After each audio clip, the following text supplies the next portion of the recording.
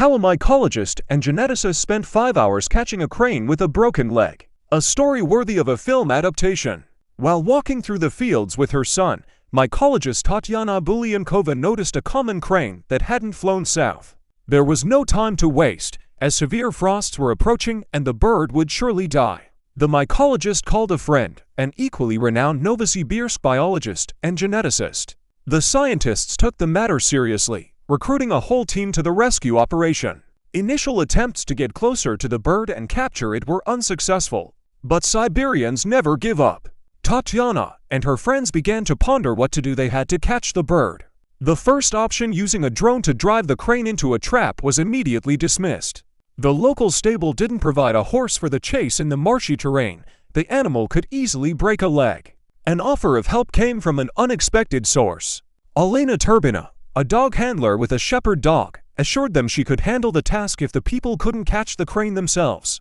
Her border collie is an excellent herder of poultry and would handle the crane perfectly. Ultimately, Tatyana and Oleg, the geneticist and amateur ornithologist, decided to go on a final reconnaissance mission together. They covered 3 kilometers and found no one. But then the crane failed. The search team was just a short distance from the hidden crane. According to Tatyana, if it had remained quietly 10 meters from its rescue team, it would never have been found. But the crane couldn't bear it and screamed it gave itself away, joked Tatyana Bulyankova. And the chase began. Oleg rushed after the bird.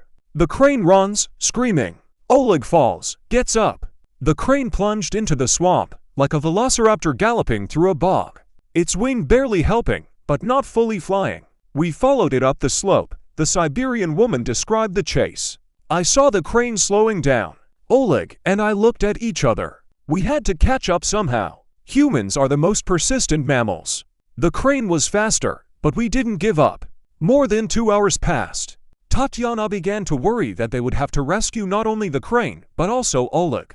Meanwhile, the Siberian was racing more than just the swamp. I caught up with him again. There was a gravel road with an embankment nearby. He went there, and I followed. And a car was driving along the road. I stopped it, explained everything, and asked the man to help, Oleg recalls. And then, together with the driver, Vasily, they set off in pursuit. 5 minutes later, the crane was tired. We cornered it behind a tree fall, and Vasily grabbed it first and handed it to me. I'd warned him beforehand, of course, to be careful when grabbing it. A crane is quite a dangerous bird. It can easily peck out an eye. It was a real fighter. It fought us to the end. But it had a chronic fracture in its wing, and it couldn't fly away, Oleg explained. A car pulls up, and Vasily and Oleg tumble out, sweating, holding the crane, wrapped in some kind of bag. It wouldn't give in. It's a tough dinosaur. After all, it kept trying to peck at us. We started calling colleagues. We had to bring it back to my apartment, Tatyana Bulyankova explained. Artem Kucker, a veterinarian at the Good Doctor Clinic, examined the crane and confirmed an old, poorly healed wing fracture, meaning the bird would definitely not be able to fly normally, and breaking bones was dangerous. They had to find someone who would take the bird in. Barnol's Lesnaya Skaka Zoo answered the call. The crane arrived on Tuesday. He's in quarantine and feeling well. We're monitoring him. The doctors are doing everything they can to ensure he eats well. And he does.